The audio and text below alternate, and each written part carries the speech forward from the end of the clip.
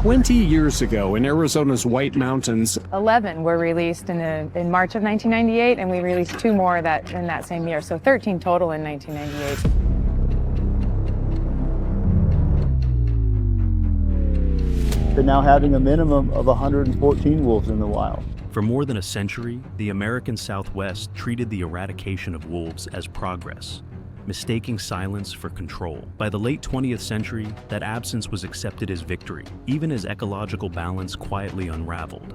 This story follows why the Mexican wolf was brought back, and what its return exposed across Arizona and New Mexico.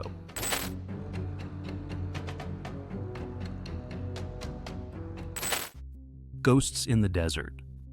The desert landscapes of Arizona and New Mexico appear vast, resilient, and deceptively unchanged.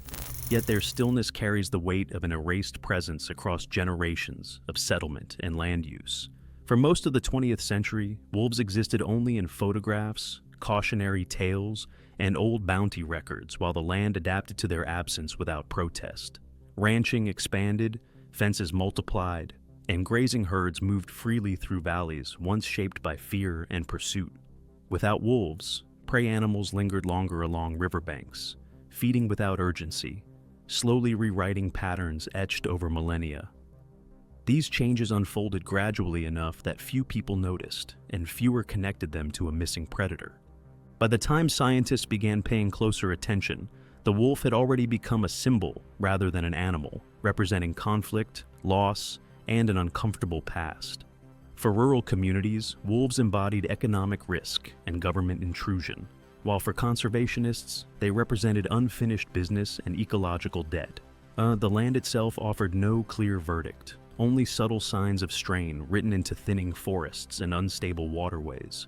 This uneasy balance set the stage for a decision that would challenge long-held beliefs about control, responsibility, and coexistence, leading directly to a controversial experiment in restoration: the long war against predators. In the early days of American expansion across the West, wolves weren't simply seen as animals. They were labeled enemies of progress. For ranchers living alongside reintroduction zones, the return of wolves isn't theoretical, it's personal. To settlers, they threatened more than livestock.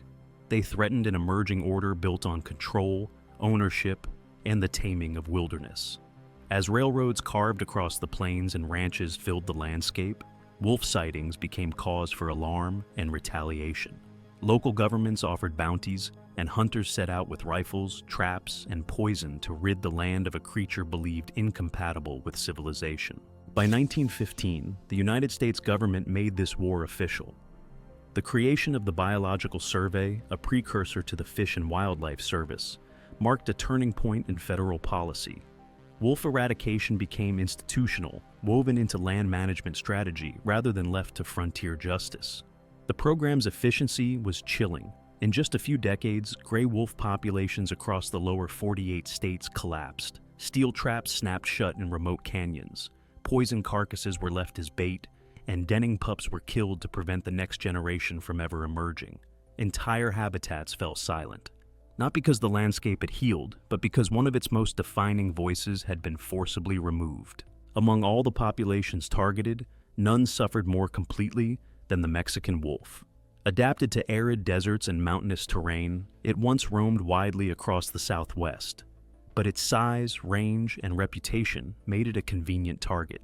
By the 1940s, it had been all but eliminated from United States soil, with the final wild sighting in New Mexico recorded in 1970. For many, that disappearance was not mourned, but marked as overdue success. The land was quiet. Ranches were expanding. The threat was gone, or so it seemed. The silent collapse.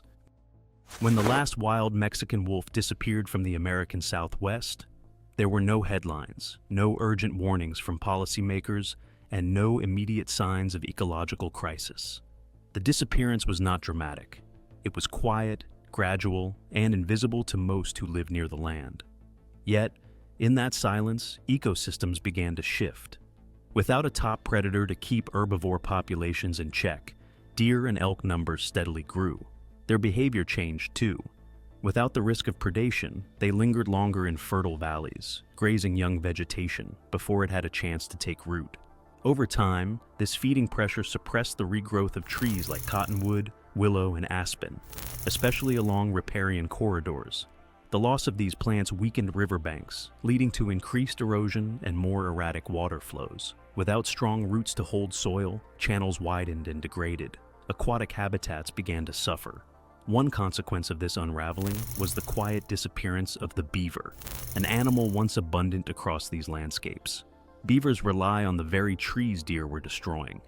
Without them, their dams failed, ponds drained, and the intricate wetlands they sustained faded. As wetlands vanished, so too did the landscape's natural ability to retain water. Groundwater levels dropped, seasonal flooding increased, and entire microhabitats collapsed. These changes didn't happen in dramatic bursts. They unfolded over decades, often unnoticed by the very people who depended on the land for grazing, farming, and water. Scientists began piecing together the broader story only in retrospect. The extinction of the Mexican wolf had not simply removed a predator, it had disabled a regulatory system that once kept ecosystems resilient. What seemed like victory had quietly become a long, slow breakdown. A return at great risk. By the late 1970s, with Mexican wolves gone from the wild and ecosystems visibly strained, a fragile solution emerged from an unlikely place: captivity. Between 1977 and 1980, the last surviving Mexican wolves, just 7 individuals, were captured in Mexico to begin an emergency breeding program. From this genetic threadbare group, a population was painstakingly rebuilt behind fences in artificial enclosures, under human supervision. The goal wasn't simply to preserve a species, but to eventually restore a presence that had been extinguished from the landscape. In 1998, after years of preparation, the United States reintroduced 13 Mexican wolves into the Blue Range Recovery Area, a vast corridor of forested terrain spanning eastern Arizona and western New Mexico. It was the first time in decades that the wild wolf howls returned to the desert night. But this reintroduction was never purely biological. It was a test of whether modern society, armed with science, scarred by past mistakes, could tolerate the reappearance of a predator once deliberately erased. Over the next 25 years, more wolves were released, and many more were born in the wild. By the end of 2024, the population had grown to at least 286 individuals. Yet, the tension remained. For conservationists, these numbers marked progress. For ranchers, they revived long-held fears. Livestock losses, though limited in scale, sparked anger and financial strain. Each reported wolf attack wasn't just about the animal. It represented a clash between restoration and livelihood. To bring wolves back into working landscapes was to invite a complex calculus, one that asked people to carry the costs of fixing a damage they didn't cause, but still deeply feel. Yellowstone's forgotten lesson.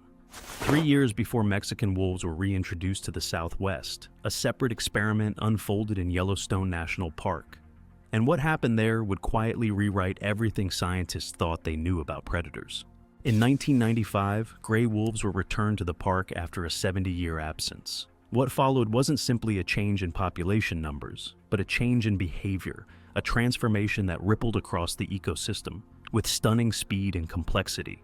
Elk, once unchallenged in their movements, began to avoid open meadows and river valleys, landscapes they had grazed heavily when predators were gone. Their altered patterns allowed young willow and aspen to grow again in places where they had been unable to take root for decades. This regrowth created new habitat for beavers, who depend on these trees for food and dam building. As beavers returned, they built ponds that slowed river flows, raised groundwater levels, and restored complex aquatic ecosystems. These ponds nurtured fish, frogs, birds, and insects, entire chains of life that had been missing or diminished. This cascading sequence of effects, known as a trophic cascade, showed how the presence of a single predator could restructure entire environments, not by killing in large numbers, but by reshaping how prey moved through the land. In Yellowstone, wolves became landscape engineers through fear and presence alone. For ecologists, it was a revelation. And for advocates of the Mexican wolf recovery, it offered something deeper than data, a glimpse of what might be possible if natural balance is given space to return. The lesson wasn't about the wolf alone, it was about what the land remembers when its most ancient relationships are restored. The genetic gamble. Beneath the surface of recovery, statistics lies a quieter crisis, one that numbers alone can't solve. Every Mexican wolf alive today descends from the same narrow gene pool, 7 wolves captured in the 1970s. This extreme genetic bottleneck has left a lasting imprint, one not visible in a head count, but unmistakable under the microscope. Biologists have documented reduced fertility, weakened immune systems, and signs of inbreeding that threaten long-term survival. The problem deepens in the wild, where small isolated packs struggle to find unrelated mates. Without intervention, genetic diversity continues to shrink. In response, scientists have turned to a solution, both innovative and intimate: pup fostering. Captive-born wolf pups, just days old, are carefully placed into the dens of wild packs. If the timing is right and the foster mother accepts them, these pups grow up indistinguishable from wild-born wolves. By 2023, at least 83 pups had been successfully integrated this way. But fostering is more than a clever technique. It represents a deeper paradox. In trying to restore the wild, humans have had to intervene more precisely than ever before. The process blends ecology with genetics and instinct with planning. It reminds us that reversing extinction isn't a simple act of rewilding. It's a delicate balance between letting nature lead and knowing exactly when to step in. Each new litter isn't just a biological victory. It's a test of how far we're willing to go to preserve what we once nearly erased. Bringing wolves back doesn't close a chapter. It reopens old wounds and forces new questions. Between conservation and livelihoods, between fear and restoration, every choice leaves a mark on the land. What's your take? Can wolves and people truly share the same ground? Let us know in the comments. And if you're into stories where ecology meets hard decisions, hit subscribe so you don't miss the next one.